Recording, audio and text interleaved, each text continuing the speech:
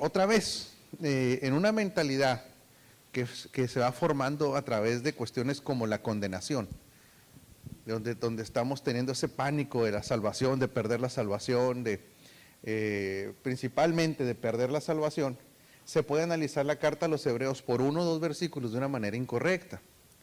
Aquí, en la sustitución del pacto vigente para los que estaban bajo la ley y las características y ventajas del nuevo, así como no regresar al antiguo y renegar del espíritu de la gracia y la sangre que activa el nuevo pacto, era principalmente el objeto de esta epístola.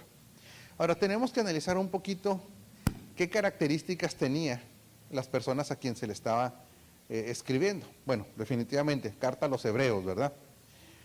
Pero usted sabe un poquito cuál era el trato en ese tiempo y en ese entorno para los hebreos que se convertían a Cristo, para los judíos. Usted no sabe lo que les pasaba a esas personas en un entorno judaizante, en un entorno judío. Cuando una persona se convierte a Cristo, si la familia no está en Cristo, sino que guardan el orden de la ley y guardan una mentalidad judía, para muchos la experiencia de convertirse era morirse. No físicamente, pero vamos a decir, se le convertía a alguien a Cristo, a unos papás, y le decían, bueno, hasta aquí llegaste con nosotros. Para nosotros tú estás muerto. O sea, el venir a Cristo era un asunto en un entorno judío, en esta carta, un asunto de prácticamente de muerte, perderlo todo. Entonces, para mí como hijo estás muerto. Si estás muerto, olvídate de la herencia. O sea, la gente que se convertía podía perder absolutamente todo.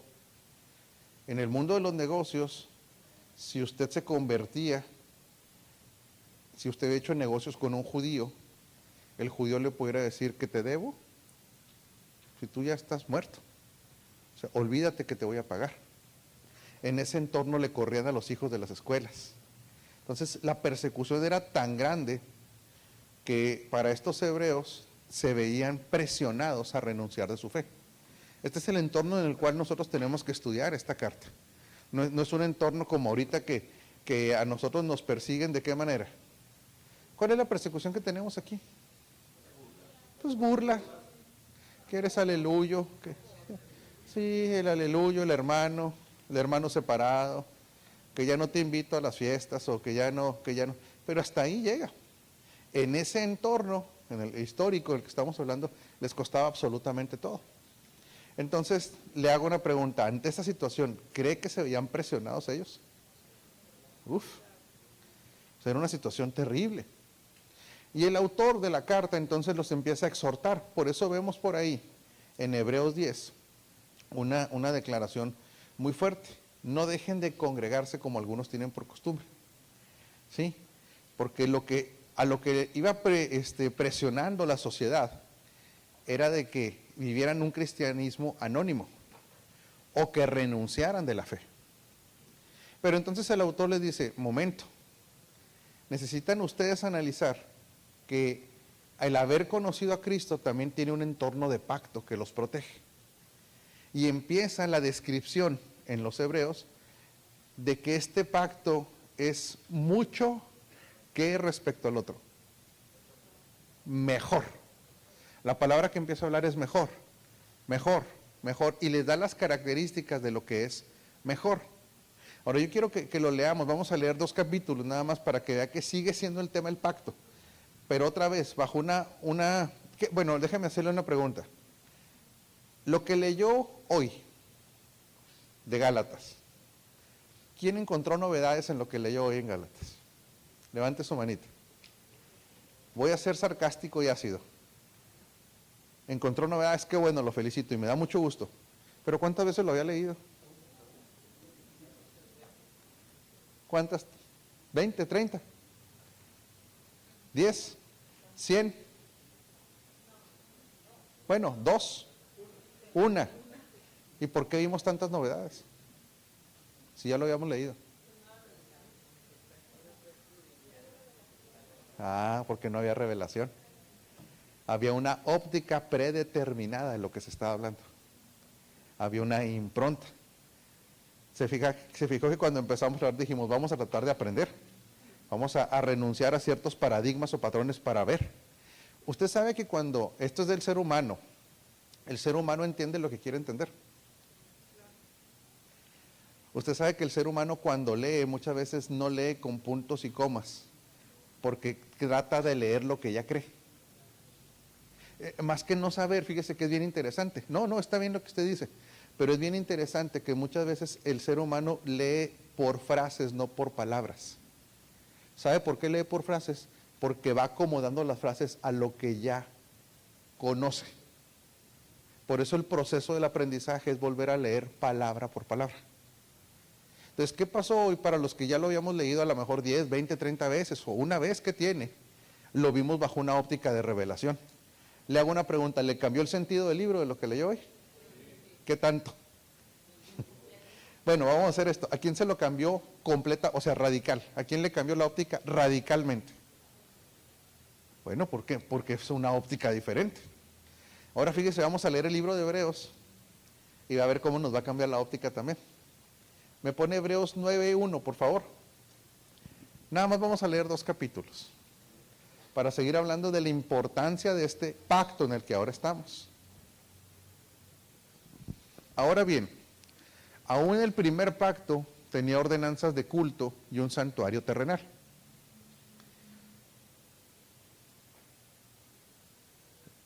Porque el tabernáculo estaba dispuesto así. En la primera parte, llamada el lugar santo, estaban el candelabro, la mesa y los panes de la proposición. Tras el segundo velo estaba la parte del tabernáculo llamada el lugar santísimo, el cual tenía un incensario de oro y el arca del pacto cubierta de oro por todas partes, en la que estaba una urna de oro que contenía el maná, la vara de Aarón que reverdeció y las tablas del pacto o de la ley. Y sobre ella los querubines de gloria que cubrían el propiciatorio, de las cuales cosas no se puede hablar en detalle. Así dispuestas todas estas cosas, los sacerdotes entran continuamente en la primera parte del tabernáculo para celebrar el culto. Les está hablando a los hebreos en su lenguaje, ¿verdad? Me voy a sentar. Está hablando en todo lo que ellos practicaban. Pero en la segunda parte entra únicamente el sumo sacerdote, y solo una vez al año, provisto siempre de sangre que ofrece por sí mismo y por los pecados de ignorancia cometidos por el pueblo. Con esto el Espíritu Santo da a entender que mientras siga en pie el primer tabernáculo, aún no se habrá revelado el camino que conduce al lugar santísimo. Porque en ese tiempo todavía había templo. ¿Sí? Esto nos ilustra hoy día que las ofrendas y los sacrificios que ahí se ofrecen no tienen poder alguno. ¿Para qué? La conciencia de los que celebran ese culto. No tiene poder para cambiar una naturaleza y menos y por tanto la conciencia. No se trata más que de reglas ¿qué? Relacionadas con alimentos, bebidas y diversas ceremonias de purificación, válidas solo hasta el tiempo señalado para reformarlo todo. No, hombre, pues ya. Ahí déjemelo, Fíjese bien. Entonces, si agarraban al que escribió eso, ¿qué crees que le harían? No, pues este cuate es un diablo, un blasfemo.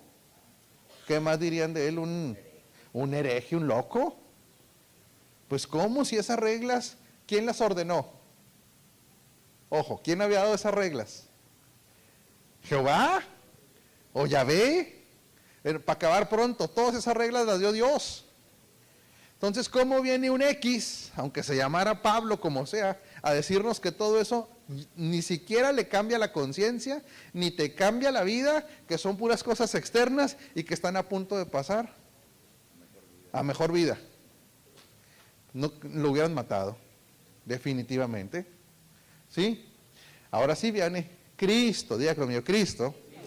Por el contrario, al presentarse como sumo sacerdote de los bienes definitivos, ¿de los bienes qué?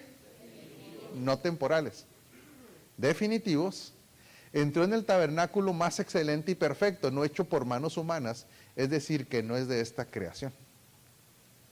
Pasó a la dimensión de lo eterno, ¿sí? Dígale que está enseguida de usted, tú ahora vives en la dimensión de lo eterno. Tu hombre recreado vive en la dimensión del eterno. ¿Sí? En nuestro espíritu. ¿Entró cuántas veces? Una sola vez. ¿Y para cuánto? En el lugar santísimo. No lo hizo con sangre de machos cabríos y becerros, sino con su propia sangre, logrando así un rescate eterno. La sangre de machos cabríos y de toros y las cenizas de una novilla rociadas sobre personas impuras, las santifican de modo que quedan limpias. ¿Por qué? Por fuera. Nada más. Si esto es así, ¿cuánto más la sangre de Cristo, quien por medio del Espíritu Eterno se ofreció sin mancha a Dios, purificará nuestra conciencia de las obras que conducen a la muerte, a fin de que sirvamos al Dios viviente?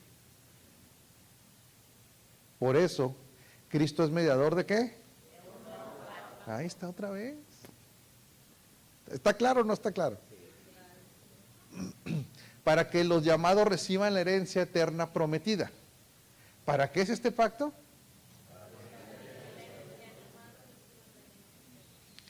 Ándele, entonces esto está ligado a la herencia. Ahora, francamente, ¿quién quiere recibir su herencia? En este pacto es donde se manifiesta la herencia. En el otro no. O parcial en el otro. Ahora que Él ha muerto para liberarlos de los pecados cometidos bajo el primer pacto. En el caso de un testamento es necesario constatar la muerte del testador. Pues un testamento solo adquiere validez cuando el testador muere y no entra en vigor mientras vive. De ahí que ni siquiera el primer pacto se haya establecido sin sangre. Por eso había los sacrificios. ¿Sí? Después de promulgar todos los mandamientos de la ley a todo el pueblo, Moisés tomó la sangre de los becerros junto con agua, lana escarlata y ramas de hisopo, y roció el libro de la ley y a todo el pueblo, diciendo: esta es la sangre del pacto que Dios ha mandado que ustedes cumplen. De la misma manera roció con la sangre del tabernáculo, y todos los objetos que se usaban en el culto. De hecho, la ley exige que casi todo sea purificado con sangre, pues sin derramamiento de sangre no hay perdón. Así que era necesario que las ¿qué?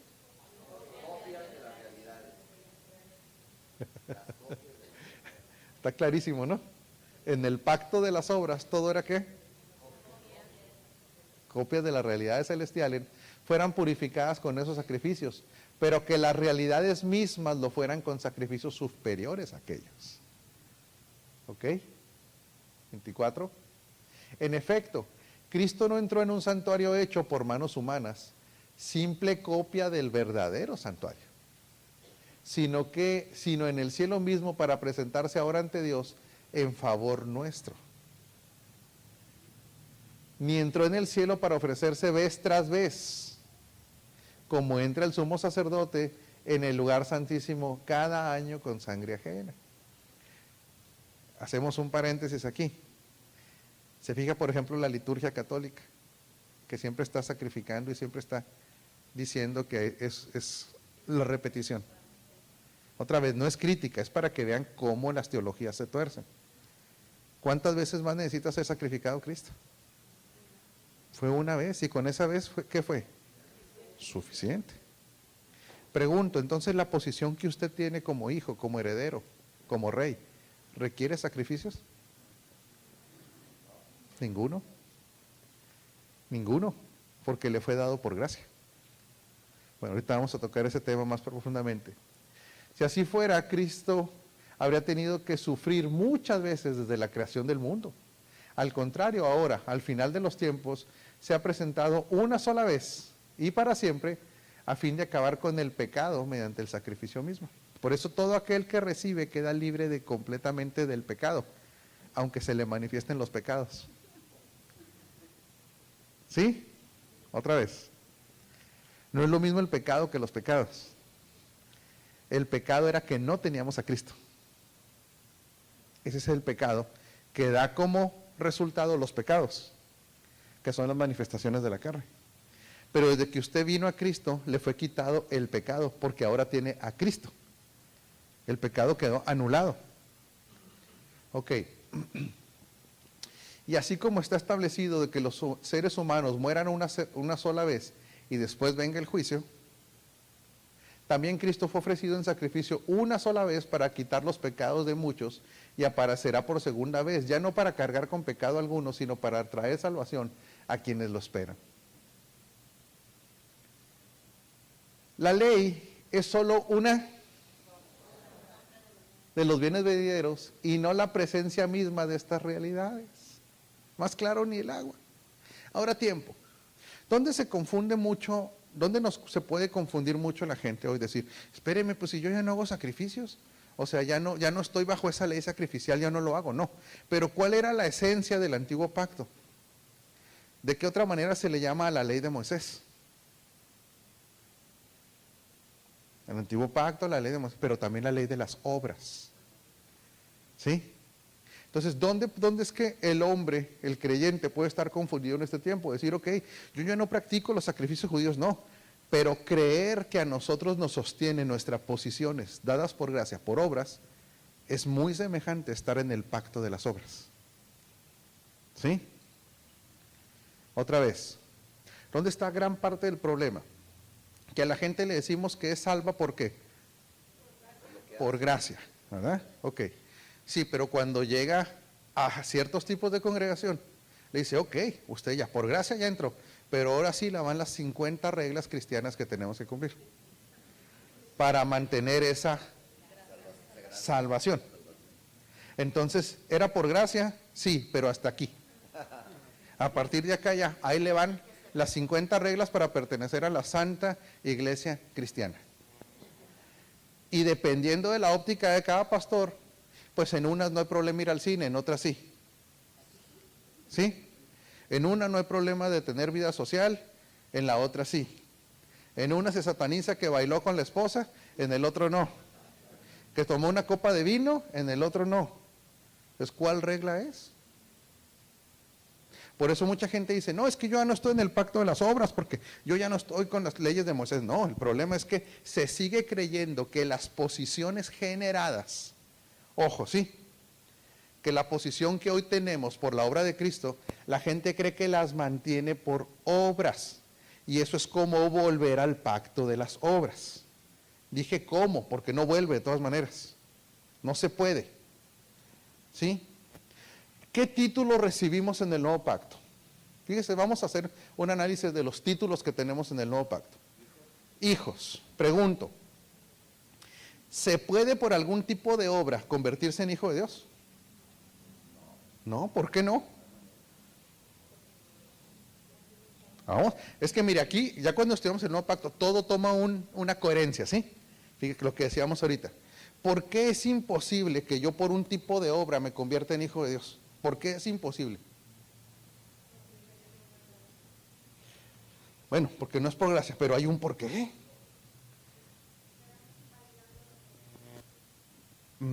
Sí y no. Hay una razón absoluta de que somos hijos por medio de ¿qué le expliqué en la mañana? Por engendramiento. ¿Cuándo el engendrado le ha dicho al engendrador engendra a alguien? Usted tuvo la oportunidad de ir con su papá y decirle, papá, te pido que engendres a través de... ¿Cuándo lo hizo usted? Fue por la voluntad del papá y de la mamá, por supuesto. No, por supuesto, tiene que ser así. Bien, bien, bien, defiende usted todos sus derechos. Entonces el título de hijo, ¿usted lo ganó? ¿Lo logró? O sea, ¿hizo algo para poder hacerlo? Entonces es por gracia, por el deseo de Él. Por eso es que nuestra identidad tiene que ser altísima. Somos hijos altamente deseados por el Padre. Por eso alguien que haya nacido hasta de una violación tiene que entender que en el ámbito de lo eterno era altamente anhelado por el Padre Celestial para que naciera. Nuestra identidad cambia completamente. Cuando nacemos, ¿sí? De nuevo, nos es dada y nos es impartida un nuevo tipo de vida. ¿Cómo se llama esa vida que nos fue impartida? Zoe, es la vida espiritual. ¿Se puede comprar, se puede obtener por algún tipo de obra la vida Zoe? No. ¿Por qué no? Aquí vamos a entrar a otra bronca mental. ¿Es la vida de Dios? Es la vida de Dios. No tiene precio. Ok, no se puede comprar porque no tiene precio. Pero ¿de qué otra manera la puede obtener?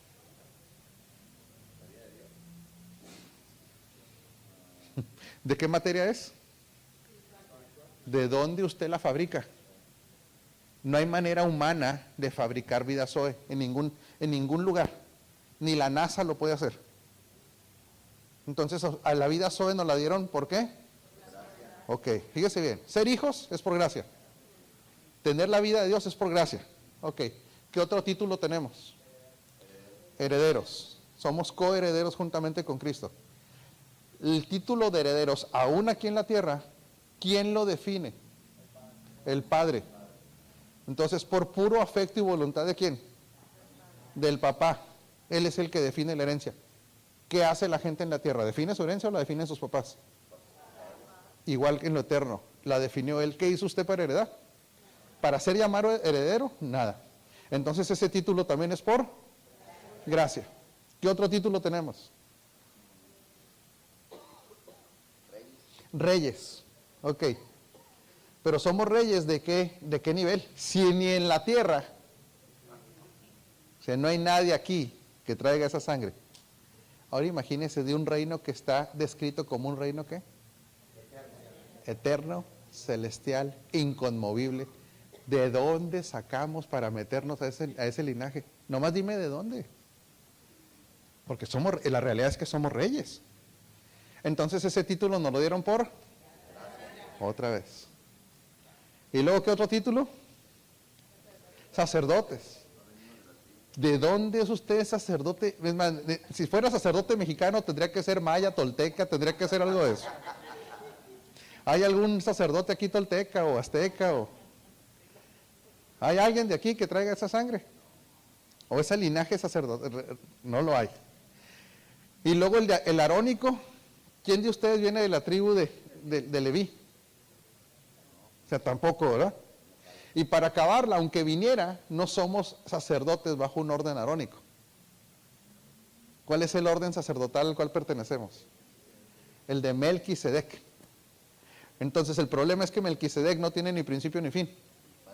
Ni padre ni madre. Figura de Cristo. Entonces le pregunto a usted, ¿de dónde agarró usted? ¿O de dónde consiguió usted que lo nombraran sacerdote bajo el orden de Melquisedec? ¿Cómo lo hizo? Por gracia. Y luego, ¿qué otro título? Embajadores. Otro título. ¿De dónde le salió a usted lo embajador?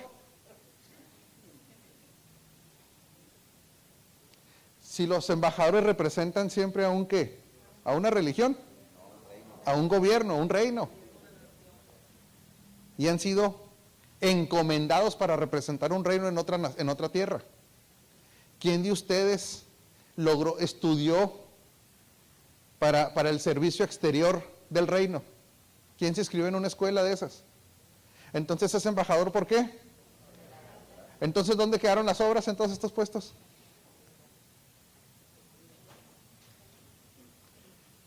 ¿Hay alguna? Por eso mucha gente dice, no, pues yo estoy de acuerdo, hermano. Yo entiendo que no estoy bajo la ley de Moisés. No, sí, pero cree mucha gente que sostiene sus posiciones por medio de lo que hace o no hace.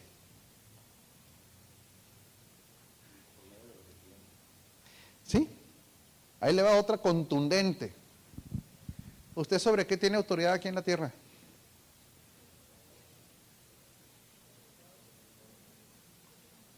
¿Tiene autoridad sobre demonios? Sí. Y si hay un endemoniado, tráiganlo, vamos a ver si no tenemos autoridad.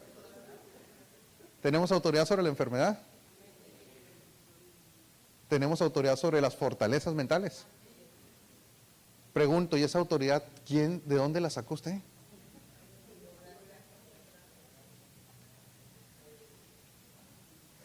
Sí, porque se le llama autoridad delegada, no autoridad producida, ni comprada ni ganada. Porque Él nos hizo sentar juntamente en lugares celestiales con Cristo. La palabra sentar juntamente es en el griego sunkatizo, que significa nos hizo sentar o nos posicionó. Esto está pesado, al mismo nivel de rango y autoridad que Cristo. Déjeme le hago una pregunta, ¿con qué se compra ese nivel de autoridad? ¿O con qué se produce?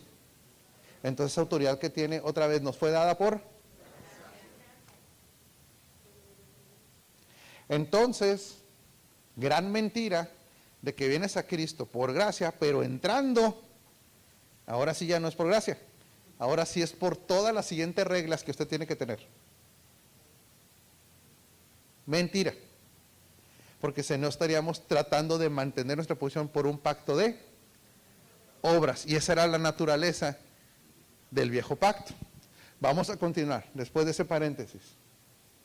La ley es solo una sombra de los bienes venideros y no la presencia misma de estas realidades. Por eso nunca puede, mediante los mismos sacrificios que se ofrecen sin cesar año tras año, hacer perfectos a los que, dice ahí, a los que adoran. O sea, no es que no quisiera, es que no puede generarle perfección a la gente. No podía. Le pregunto, ¿por qué no le podía generar perfección? ¿Por qué esta ley no podía generarle perfección a la gente? Porque no cambiaba la naturaleza. Eso, Héctor. Porque no tenía la capacidad de cambiar la naturaleza. Todo lo que hacía era a nivel externo. Y ya vimos a los Gálatas que la esencia de todo esto era traerle, ¿sí?, un cambio de naturaleza. De otra manera, no habrían dejado ya de hacerse, ¿qué? Sacrificios, pues los que rinden culto, purificados de una vez por todas, ya no se habrían sentido culpables del pecado. Continuamos. Pero esos sacrificios son un recordatorio anual de los pecados. Viene Cristo y dice, ya los sacrificios, las ofrendas, ya no. Esto era para mantenerlos a ellos como una nación aprobada. Ahora ya no quiero solamente una nación. De hecho, ojo, Israel ya no es la nación del reino. No diga eso. No, sí se lo digo. A Israel fue hecha la promesa, pero a lo suyo vino, y los suyos, ¿qué hicieron? Entonces se abre la puerta para que todo aquel que en él crea dejara de ser una nación escogida terrenal para convertirse en ¿qué?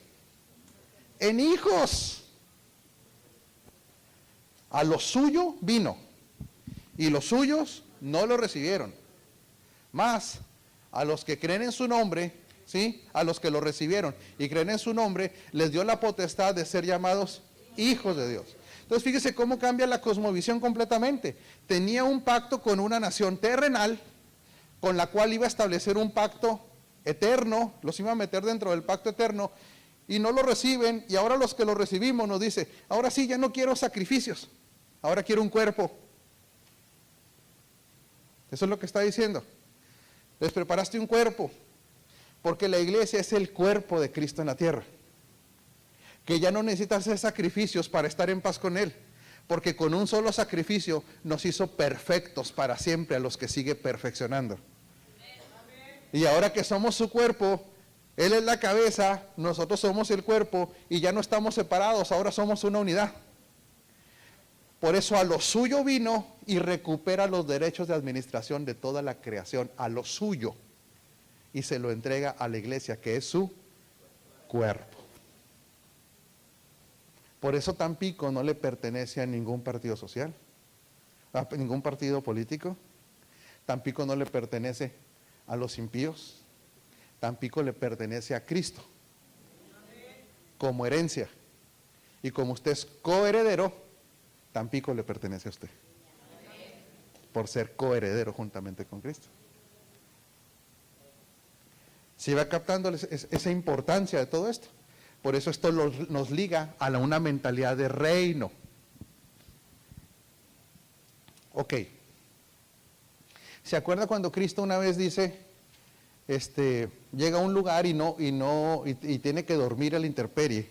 Y dice, las zorras tienen tienen sus guaridas y aún los... Ay, se me va. No me acuerdo quién más dice tienen sus nidos, las aves tienen sus nidos, creo que dice. Pero el Hijo del Hombre no tiene dónde recostar su cabeza. ¿Qué entiende por eso? Que estaba quebrado Cristo, que no tenía con qué pagar un cuarto de hotel. Pues si tenía tesorero. En esa zona donde dice él, se cree inclusive, no es doctrina, que él tenía hasta propiedades. Entonces, ¿por qué no tenía dónde recostar la cabeza?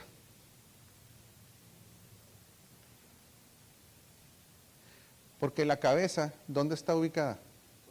En el cuerpo. Y el cuerpo todavía no existía. El cuerpo era la iglesia. Entonces está diciendo, aunque yo soy la cabeza de la iglesia aún no nace donde pueda yo depositar mi cabeza. Por eso está diciendo, me diste un cuerpo. Sígale. Holocaustos y expiaciones, ¿qué? No fueron de tu agrado. O sea, nomás porque eran sombra, Héctor, tenían que hacerse. ¿Sí? Por eso dije, aquí me tienes. Primero dijo, sacrificios, ofrendas, holocaustos, expiaciones no te complacen ni fueron de tu agrado, a pesar de que la ley exigía que se ofrecieran. Continuamos. Luego añadió, aquí me tienes, he venido a hacer tu voluntad. Así quitó lo primero para establecer lo segundo. ¿Sí? Lo segundo siempre anula lo primero. Esa es una ley. Ok. Y en virtud de esa voluntad somos santificados mediante el sacrificio del cuerpo de Cristo, ofrecido ¿cuándo? Entonces le pregunto, ¿vamos a ser santos? Ya somos, porque el sacrificio fue en tiempo pasado. Por eso usted ya es santo. El hombre recreado ya tiene santidad. Este nuevo hombre ya es santo. El problema es que con ese sacrificio nos hizo santos para siempre a nivel espiritual.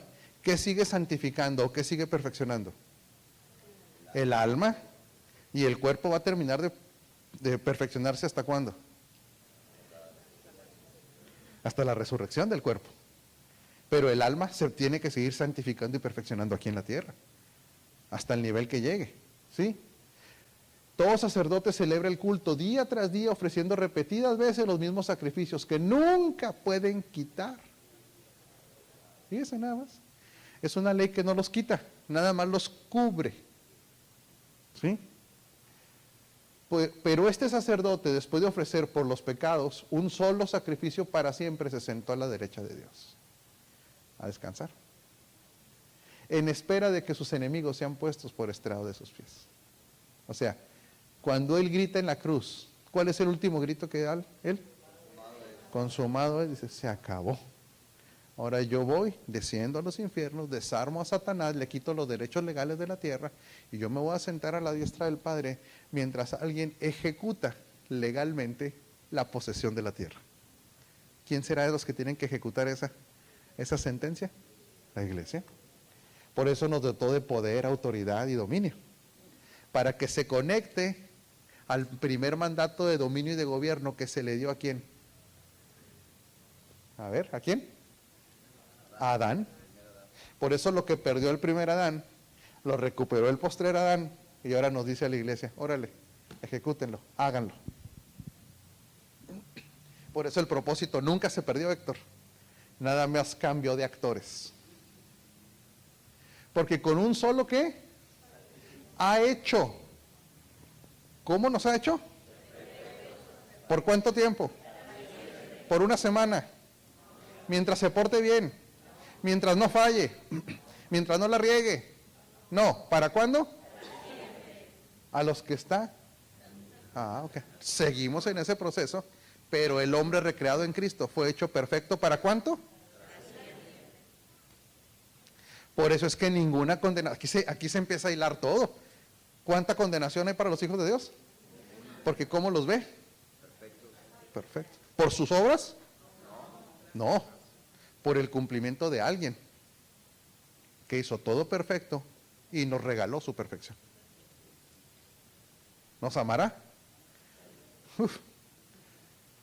También el Espíritu Santo nos da testimonio de ello. Primero dice, este es el ¿qué? Ah, entonces ¿en qué pacto es donde nos somos presentados como perfectos? En este. Este es el pacto que haré con ellos después de aquellos días, dice el Señor. Pondré mis leyes en su corazón y las escribiré en su mente. Por eso, si una persona nace de nuevo, ojo, ponga mucha atención, y nunca pisa una iglesia, de todas maneras ya tiene codificados los mandamientos y las leyes de Dios. El problema es que, pues no hay quien se le explique. No hay en donde reciba una retroalimentación, pero ahí están. Por eso es que es imprescindible, dígale que está enseguida de usted, es imprescindible que te congregues. Ya no es un asunto de que Dios lo acepte o no, ya está acepto. El detalle es que en una congregación de revelación a la gente se le activan los códigos genéticos por medio de una palabra revelada. Por eso ya no venimos a cumplir. Voy a cumplir. No, dice el Señor, conmigo no tienes que cumplir nada. Esto es por ti y por tus hijos. Le digo una onda aquí entre nos. No se ofenden. Congregarse es para inteligentes. Otra vez, ¿sí? Congregarse es para gente inteligente y sabia. Porque Dios tiene preparado, cada vez que nos reunimos, cosas que Él va a activar, que muy probablemente las vayas a necesitar esa misma semana. O que tiene códigos que te activan a ti, para que cuando venga la batalla tú no le digas, oye Dios, yo no sabía. No, espérame, esa no fue mi culpa. El domingo X de tal mes, yo le dije a Héctor que lo predicara, que lo estableciera y que lo dijera. Estaba en mi obligación de enseñártelo. Yo sí cumplí. El que falló a la cita, ya no es un asunto de que cumplí o no cumplí, o que Dios vaya a llorar, ay, no fue Héctor a la iglesia, ¿cómo sufro? Dios dice, no, yo sí, el universo sigue su rumbo.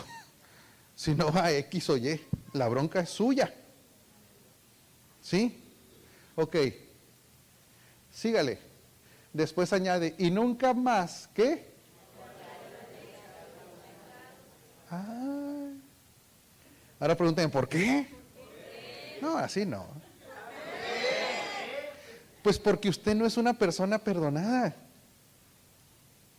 ¿No? Es una persona recreada. Y esta vez que fue recreado, en ese nuevo hombre que fue recreado, no se registra ningún pecado. Para el Padre es como si nunca hubiésemos pecado. Yo creo que no le cayó el 20. Para nuestra memoria almática fuimos perdonados.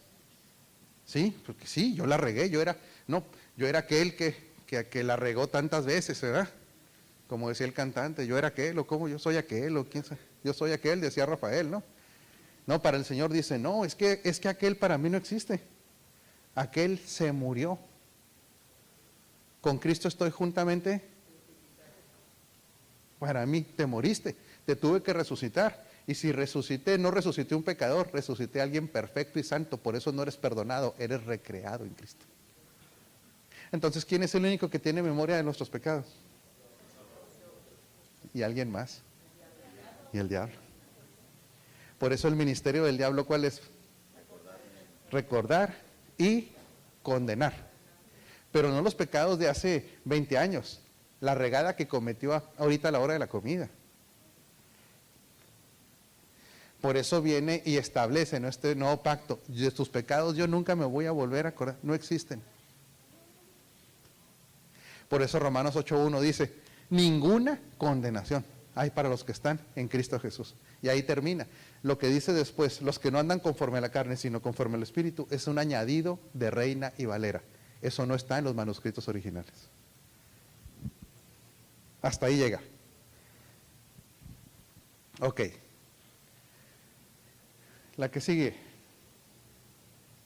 Así que, hermanos, mediante la sangre de Jesús tenemos plena libertad para entrar en el lugar santísimo. ¿Ok?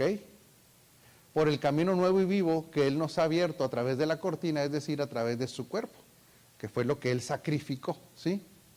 Y tenemos además un gran sacerdote al frente de la religión. de la familia de Dios. ¿Sí?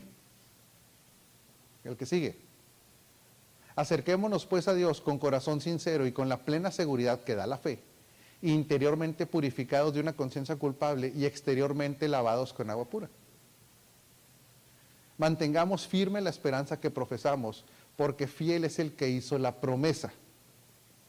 Preocupémonos los unos por los otros a fin de estimularnos al amor y a las buenas obras. Aquí ya está dando tips.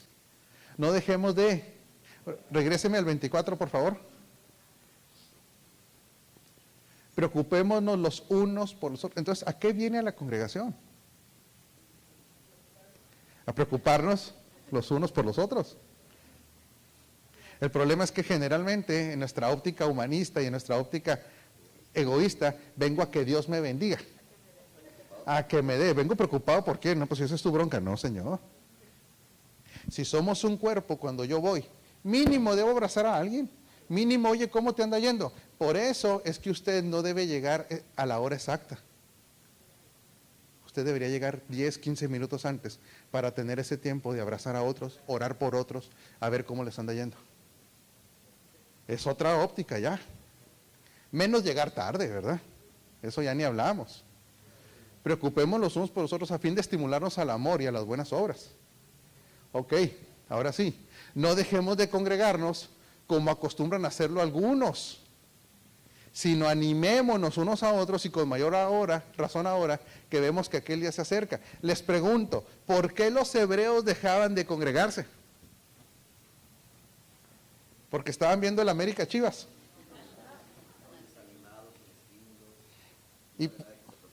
¿Y por qué crees que estaban desanimados, Héctor? Por la persecución. Porque si se congregaban y decían, yo vi que Héctor entró ahí. Ah, entonces es de los hermanos. No le paguen. Córrenle a los hijos. Eres huérfano, ya no perteneces a los judíos. Tu mamá te pudiera decir, ya ni mi hijo eres. ¿Qué pasó, señora? Si es su hijo, ¿eh? Bueno, si usted fuera judía, ¿verdad? Entonces ellos se dejaban de congregar porque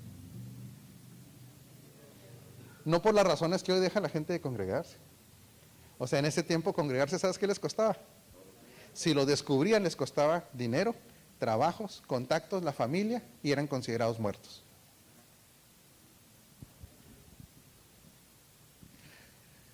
Si después de recibir, aquí viene, fíjese, de donde se agarra el legalismo para hacer garras a la gente. Si después de recibir el conocimiento de la verdad pecamos obstinadamente, ya no es sacrificio por los pecados. Y generalmente sin la revelación, lo que dice, otra traducción dice pecar voluntariamente. ¿Verdad? Le hago una pregunta, ¿quién de ustedes cuando peca voluntariamente? Levante su manita, no diga todos. El que crea que peca voluntariamente, dígalo. Válgame, pues nomás dos sinceros. O sea que a los demás les ponen una pistola para que pequen. O sea, cuando usted la riega, viene alguien y le dice, grítale a tu esposa, y si no, te voy a matar. Y usted le grita a la esposa, o lo hizo voluntariamente cuando le gritó a la esposa. Entonces dígale que está encima, usted no te hagas. Dígale, no te hagas que la Virgen te habla porque aquí no operan esos códigos. O sea, todos pecamos, si no, no sería pecado. O sea, nadie que adulteró amanece con alguien y dice, ¿qué estás haciendo aquí? Me cayó ahí, cayó sola. No. Cuando alguien maldice a otro, no le agarró el diablo la trompa. Dile, no es cierto. Yo no quise decir eso, pero lo dijiste 5 veces. Entonces díganle que está encima, usted no te hagas. Si lo haces es porque tú sabías que lo estabas haciendo. Entonces, ¿se referirá a eso la Biblia? Que ya no, que el que pecó sabiendo lo que hacía, ya se amoló. ¿Se referirá a eso? No se está refiriendo. Solo queda una terrible expectativa de juicio. El fuego ardiente que ha de devorar a los enemigos de Dios. ¡Ay! Es que no se refería a que la regaran en algo. Ahorita a ver. 10:29. ¿Qué sigue? ¿Cuánto mayor castigo piensan ustedes que merece el que ha pisoteado al Hijo de Dios, que ha profanado la sangre de Él, por la cual ha sido santificado y que ha insultado al Espíritu de la gracia. ¿Pero qué significa eso? ¿Era cometer un error? No, no era eso. ¿Qué les hacían a los hebreos? Le decían, a ver, venga para acá. Ya lo descubrimos que se convirtió a Cristo. Ahora sí, reniegue de Cristo públicamente. Para regresar otra vez a creer en el pacto de obras, el pacto de Moisés. Renuncia a Cristo y regrese. Entonces, ¿qué les está diciendo a estas personas? El que voluntariamente está diciendo, rechazo este pacto, rechazo mi salvación por gracia, no quiero nada, mire, si hasta nomás de ponerlo de ejemplo, no quiero ni decirlo. Dice, lo que está haciendo es que está regresando a un pacto donde ya no opera nada, ya no hay manera que quede limpio. Si ese pacto ya se va a anular. Continúe. Pues conocemos al que dijo, mía es la venganza, yo pagaré y también el Señor juzgará a su pueblo. Continúe. Terrible cosa es caer en manos del Dios vivo. Estaba hablando de regresar a un pacto, no de que cometió un error. A un pacto ya inexistente. Recuerden aquellos días, les vuelve a recordar, cuando ustedes, después de haber sido iluminados, sostuvieron una dura lucha y soportaron ¿qué? Aunque los perseguían. De eso estaba hablando. ¿Sí? Unas veces se vieron expuestos públicamente al insulto y a la persecución, otras veces se solidarizaron con los que eran tratados de igual manera. También se compadecieron de los encarcelados. Y cuando ustedes les confiscaron, ¿qué? Por causa de creer en Cristo. ¿Lo aceptaron cómo? Conscientes de que tenían un patrimonio mejor y más permanente. O sea, me quitaste una casa, no hay bronca. Ya no me pagaste, porque estoy en Cristo, no hay problema. Lo tomo hasta con gozo. Así que no pierdan la confianza, porque esta será grandemente recompensada. Ustedes necesitan perseverar para que después de haber cumplido la voluntad de Dios reciban lo que Él ha prometido. Pues dentro de muy poco tiempo el que ha de venir vendrá y no tardará.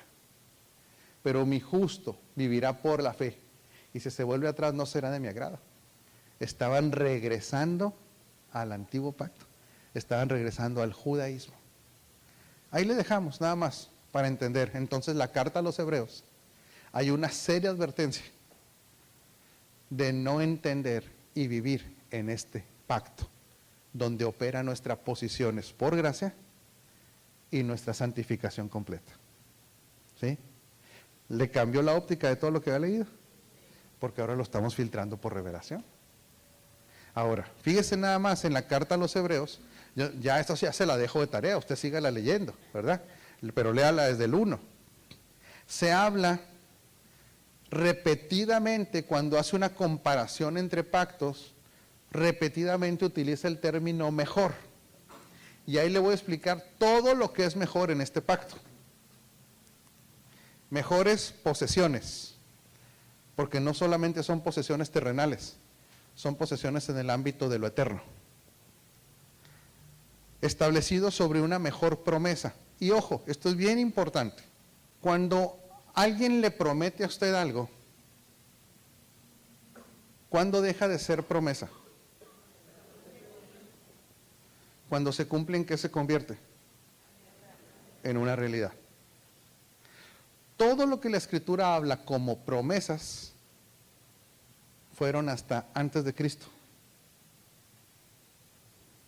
Cuando Cristo muere y dice consumado es, todo lo que fue promesa se convirtió en realidad, aunque usted no lo haya recibido todavía. En teoría no lo ha recibido.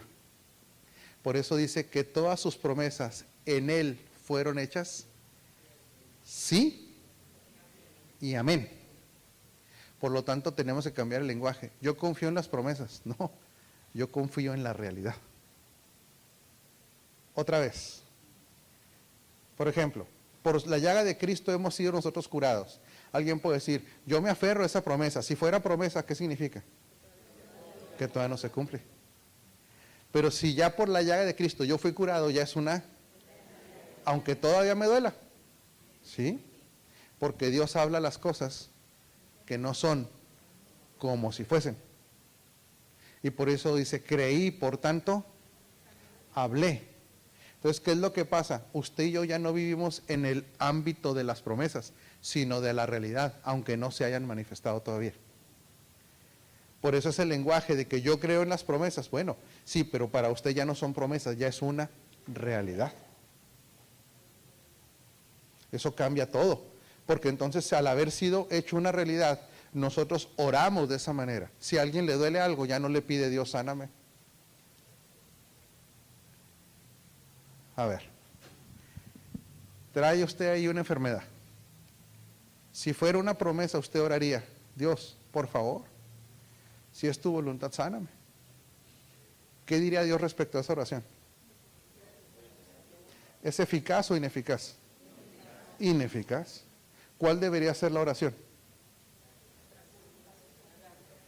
Por eso dice que oramos con acción de gracias. Le decimos, te agradezco, Padre, que esta enfermedad la llevaste en la cruz. Para mí no es una promesa, mi realidad es que yo fui curado y soy sano por la llaga de Cristo.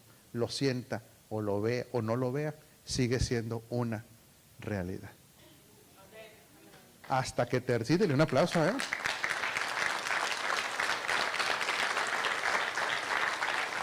¿Hasta que qué?